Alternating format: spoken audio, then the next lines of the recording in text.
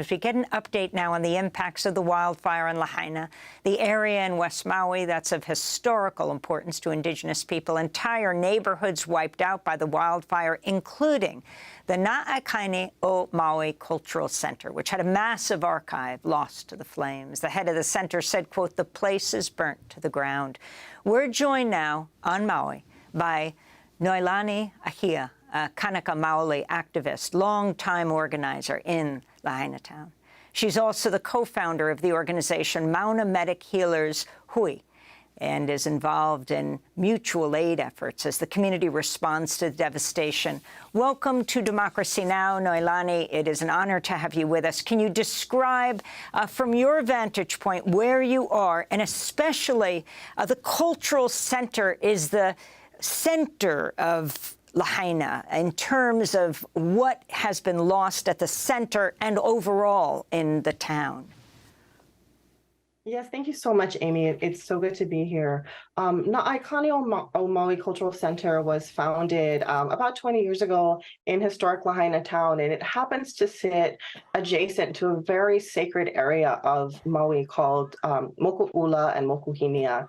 And this is a traditional place, what we would call a vahipana, or a sacred place, dating back to the 1500s, where one of our former kings who presided over the islands with peace lived, and his sacred family was birthed there. And we have stories that carry us down today that connect us back to that place, that reroute us. And this island, Moku'ula, was in the middle of a wetland. It was lush and beautiful and green.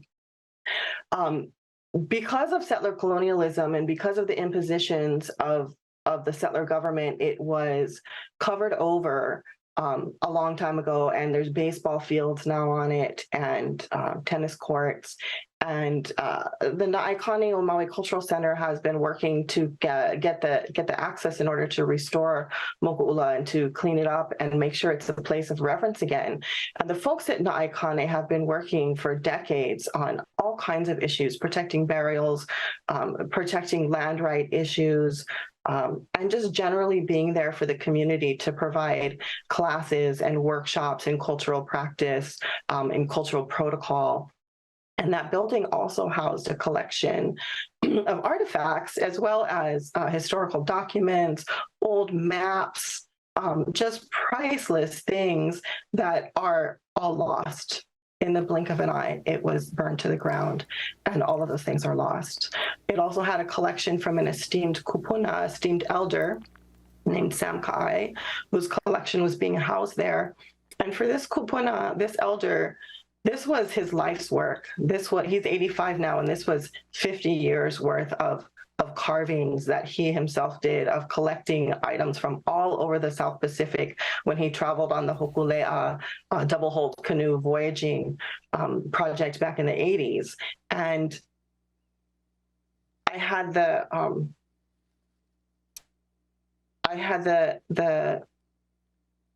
burden, you could say, of telling him yesterday that his collection was gone. And it was devastating. It was devastating. This is this man's life work. And he created all of these things, not for himself, but for future generations to understand how brilliant our Kanaka Maoli people are and how ingenious we were, because so much of that history and that culture was lost to us after the overthrow and with the new government and the wave of people that came in and took over lands. Particularly, we're talking about, the plantations and the oligarchy that Kaniela was talking about. So many Hawaiians were dispossessed from their land, and we lost so much of our culture, including our language. And so when an elder like this dedicates his life to retrieving and retracing and remembering those pieces of ourselves that allowed us to live here on this isolated island, how to make tools, how to make rope, how to make the instruments that feed us, all of these things that allowed us to have life and survive here, all of those things that he dedicated his life to are now a memory. But I will say, he told me yesterday morning that he woke up having a dream about seeds. And what he said was he saw us planting seeds back in that ash. He saw us putting back our traditional plants, our traditional medicines, our kalo plant, our taro, which is very sacred to us. We're ancestrally connected to the kalo. He saw us putting those things back in the ground so that new life can come again. And for somebody of his age who's closer to moving into the next realm than many of us, for him to still be thinking about the next generation and still be thinking about what the future could be in Lahaina, for me is the measure of what it means to be Indigenous and what it means to be genealogically connected to this land.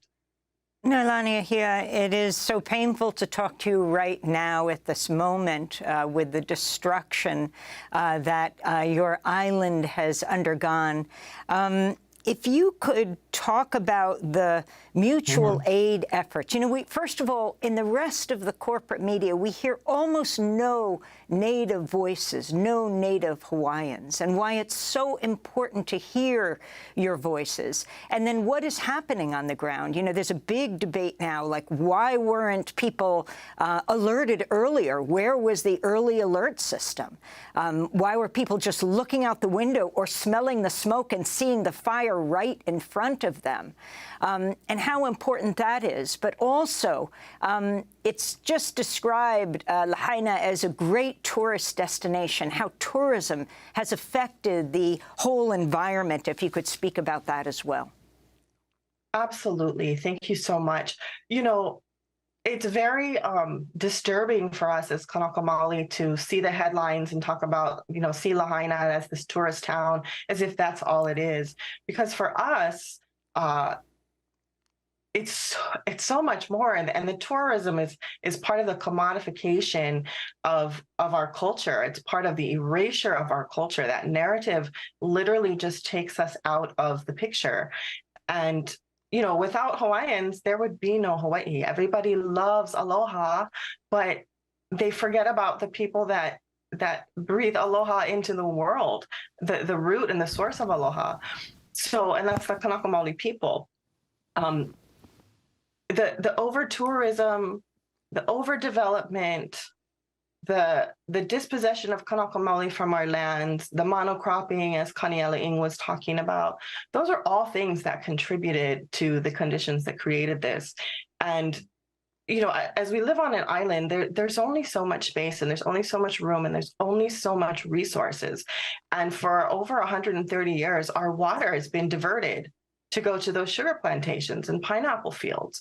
So what used to be a lush, verdant Lahaina, in fact, I'll tell you a little something, that the Lahaina is not an old name. One of the older names for Lahaina is Mala Ulu Olele, and it means land of the flying breadfruit, because Lahaina used to be covered in breadfruit, which was a staple for the Hawaiian diet. It's incredibly nutritious. It's being studied the world over to help with food sovereignty in underprivileged areas. It's just an amazing, rich historical plant for us. And Lahaina was covered with ulu until the sugar plantations came in and chopped it all down. And they permanently changed our ecosystem with that one act. That, on top of the diversion of water for the plantations, what's happening now that the plantations have shut down is unscrupulous developers are diverting the water and banking it for real estate. And it's not real estate for the Kanaka Maoli or the local people. It's for foreign investors. It's for gentlemen's estate farms that have giant swimming pools. It's for, really inappropriate use of one of our most sacred resources. In fact, the name for water in Hawaii is vai. And the name for wealth in Hawaii is vai vai, which means if you have water, you have life.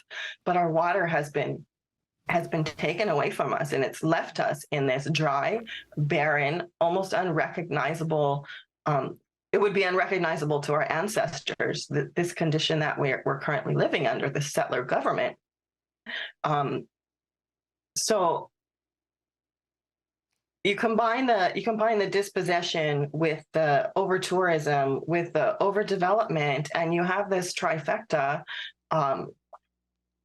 for disaster. And that's what we're seeing today. It's absolute disaster. It's absolute devastation. And Noelani, we only have a minute, and then we're going to go to a fire scientist at the University of Hawaii. But the mutual aid efforts on the ground, those grassroots efforts that are saving everyone.